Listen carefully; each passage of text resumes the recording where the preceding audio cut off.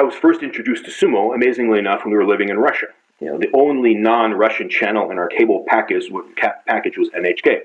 So my wife and I automatically began watching NHK, and we became fans of sumo. So some of the first conversations I've had over dinner or in a boardroom in Japan, you're introducing yourself, you're going back and forth, and you're able to say, work this into a conversation that you're interested in sumo. And okay, probably, almost every foreigner is going to make a comment about sumo when they're in a Japanese boardroom or over dinner. But since we know a bit more about it, we're able to speak about some of our favorite stars in sumo from when we were watching. And some of to use this to bring up concepts like open thinking to the potential Japanese partners. And for example, my favorite star from sumo is a star who used to be called, the nickname was Mighty Mouse, Mai Onumi.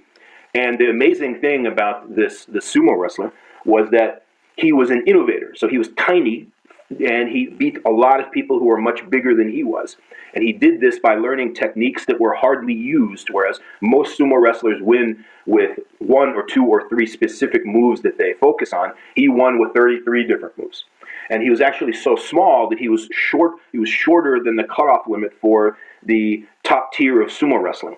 So he decided that he was going to inject almost an inch of collagen into the top of his head so he could qualify.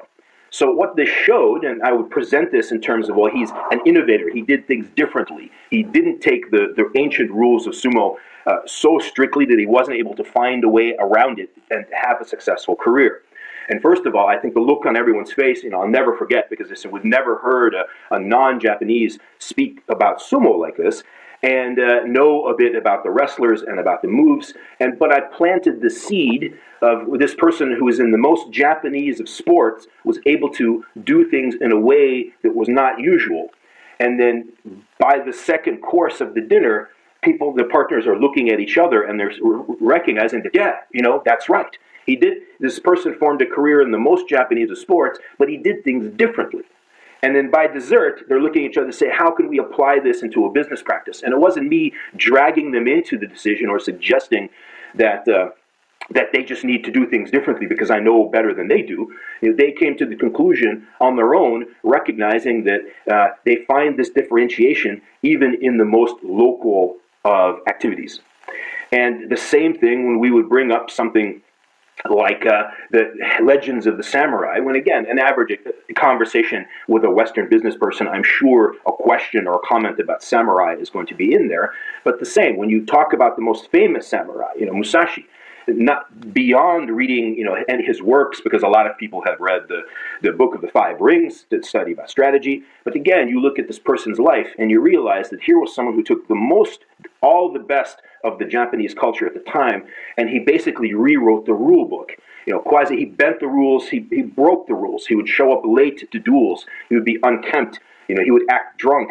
He would get the opponent out of their mindset, and in that way change the rules and be able to beat people who might have been better swordsmen than he was. And when he was attacked by multiple opponents, he developed a technique of using 2 swords at once. So again, this is something where you mention it, and you mention it as a sense of differentiation, where if you do something and take the aspects of Japanese culture, the extreme attention to detail, the extreme work ethic, the team building, and then you add a few things of differentiation, that you can do things quite outside of what you normally do, and you can work with a partner even if you normally haven't, and you can do things in a different way.